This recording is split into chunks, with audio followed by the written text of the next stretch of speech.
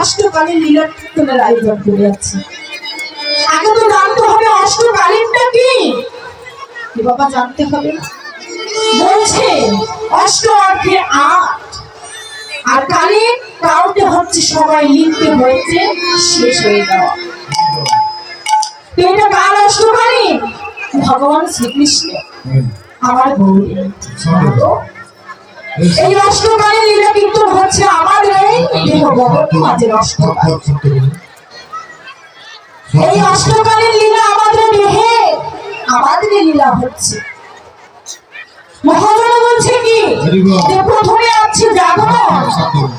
আমি জাগরণের তথ্য বলে দিয়েছি।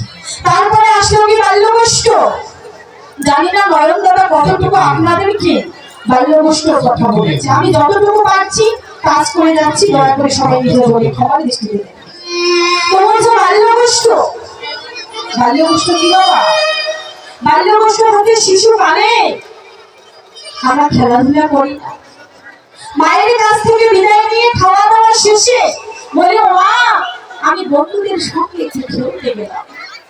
বাবা বলি না মা আমি খেলতে গেলাম। ওই খেলায় গিয়ে কি করি না, হাড়ি পাতিল নিয়ে বিভিন্ন ধরনের খেলাধুলা করি।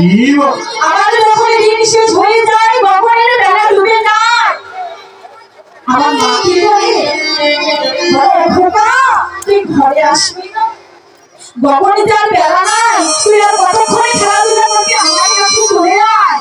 আমরা কি করি মা, ওই খেলাধুলা গুলোকে ভেঙে দিয়ে মায়ের কাছে ছুটে চলে যায়। তো সেই বাল্যগোষ্ঠ লীলা হচ্ছে আমরা যে বর্তমান ধরায় এসেছি। বাবা আমরা মায়ার জগতে খেলাধুলা করছি। এই মায়ার জগতে আমরা খেলাধুলা করছি। যখন এই মায়ার জগতে খেলা সার্থক হয়ে যাবে, তখন আবার গৌরীর কাছে চলে গেছে। কারণ ওই গৌরী মাকে আমরা কথা দিয়েছি আমি সময় থাকতে খেলাধুলা করে তোমার কাছে চলে আসি। তো বর্তমান আমাদের যে লীলা হচ্ছে এটাই হচ্ছে বাল্যগোষ্ঠ। তারপরে আসি কি মা, সূর্য পূজা। মহাজন বলছে কি যে সূর্য পূজা সুরজ, সুরতর ভালো, আর রজ হচ্ছে কি ধুলা। এটা কোন ধুলা গো? রাস্তার ধুলা নয় মা। মহাজন বলেছে সুরজ অর্থাৎ ভালো চরণের ধুলা। বাবা ভালো চরণের ধুলা কার বলেন তো? একমাত্র আমার গৌর গোবিন্দের আর আপনাদের মতো। সেই সূর্য পূজার ধুলি আমরা কি ভালো থাকলে পাবো? এই সূর্য পূজার ধুলি অঙ্গে ধারণ করতে হলে আমাদেরকে আসতে হবে কিন্তু আমরা ভাবি কি যে সূর্য পূজা ওই দিনে যখন সূর্যের আলো থাকে দুপুর বেলা সূর্য পূজা করতে হয়। যারা ভজনারে ঘরে বসে সদ্গুরু চরণ আশ্রয় করে তার দেহ মাঝে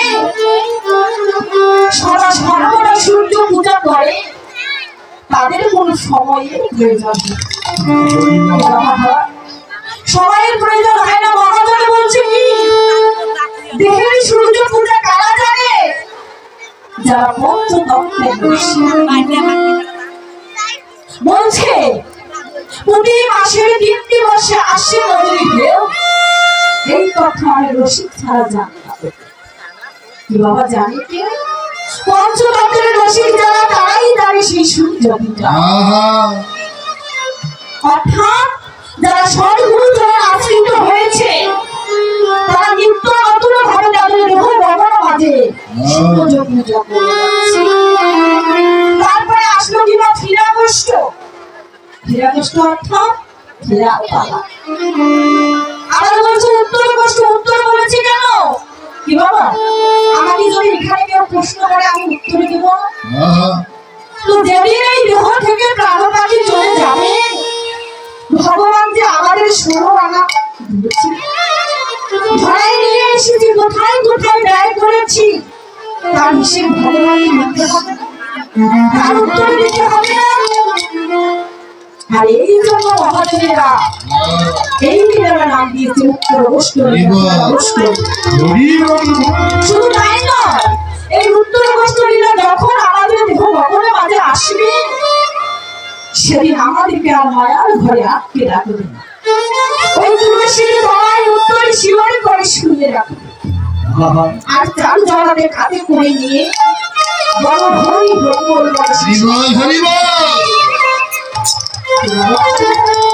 এটাই হচ্ছে উত্তর গোষ্ঠী না।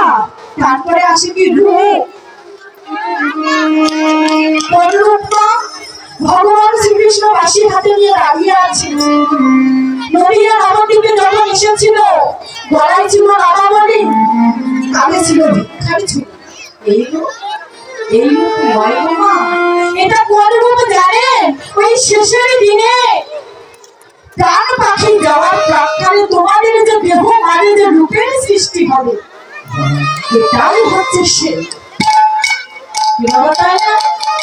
দেখবে এই জগৎ সংসারে মাঝে যদি কোনো ব্যক্তির মৃত্যু হয়, আমরা অনেকেই বলি কি ওই ব্যক্তিটি মারা গেছে, আর মৃত্যুকালে তার মরণখানা এতই ভয়ঙ্কর হয়েছে যে দেখলে বৃষ্টি মনে হয়।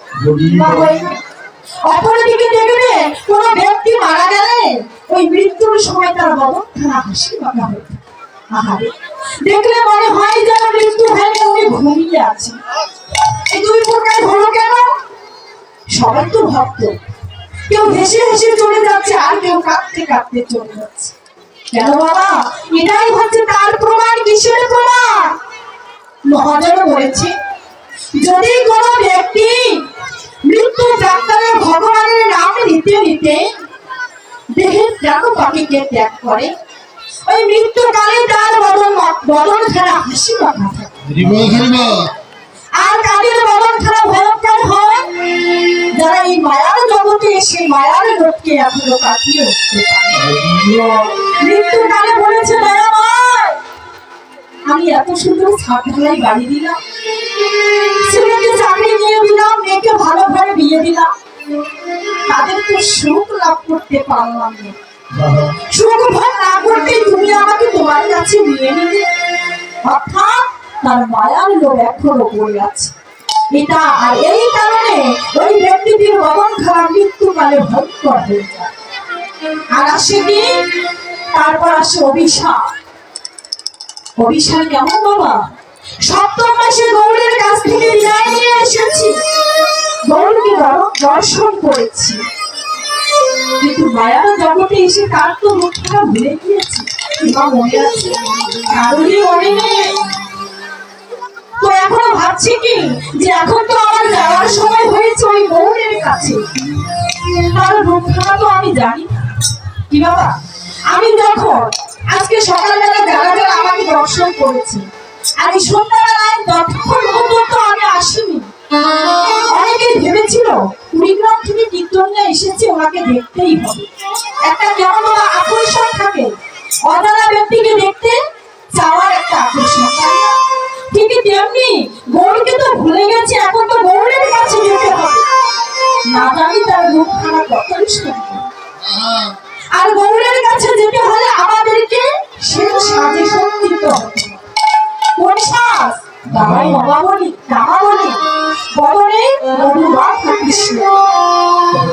অর্থাৎ একজন নায়ক একজন নায়িকাকে দেখার জন্য তাদের কাছে ছুটে যাওয়ার প্রাক্কালে তাদের যে মনের অবস্থা, একটা আকাঙ্ক্ষা, সাজুগুজু করার যে একটা আকাঙ্ক্ষা, এটাই হচ্ছে মা অভিশাপ।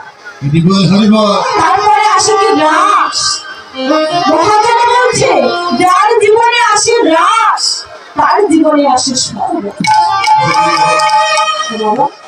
এত সুন্দর হরিবাসরে সবাই শান্ত হয়ে বসে আছে। এই মুহূর্তে যদি ভগবান কারো নামে রাসের বাঁশি বাজিয়ে দেয়, তার কি এই জগতে থাকা চলবে? যে যে অবস্থায় পড়ে আছি, ছুটে যেতে হবে আমার মরিত্যের কাছে। এটাই হচ্ছে রাস। তারপরে আসে কি? অলস। যে ব্যক্তি জাগতিক সংসারের মাঝে এসে সৎ গুরু চরণ আশ্রয় করে আমার গৌর গোবিন্দের সাধন ভজনা করে ওই ভক্ত সঙ্গ বাজারে গিয়ে ভজন সাধনা করে আমার গৌর গোবিন্দের সঙ্গে লীন হয়ে যেতে পারে। কিন্তু